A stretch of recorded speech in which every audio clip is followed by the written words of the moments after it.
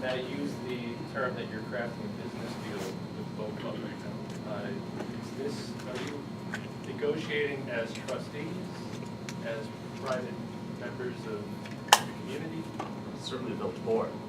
I guess to address the attorney, shouldn't that be a quorum of the board negotiating at least with? It's perfectly acceptable to have less than a quorum of the board negotiate anything.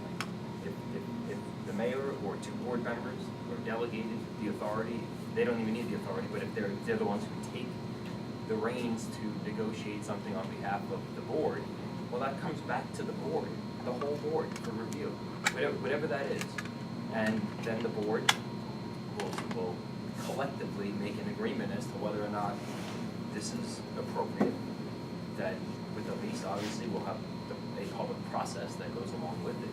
But it's Just, you but don't need. in the spirit of the open meetings law, shouldn't the negotiations be subject to taking minutes? They don't have to be. No, and you don't need a meeting every time there's a negotiation. If there was a meeting every time there was a negotiation of something that happened in the village, you would never get anything done. But at the end of the day, the approval of what is negotiated is always subject to the approval of the Board of Trustees in a meeting. And that is the point, is transparency. It's really, so you were at the meeting with the boat club. It's not terribly productive. You have all this information coming at you.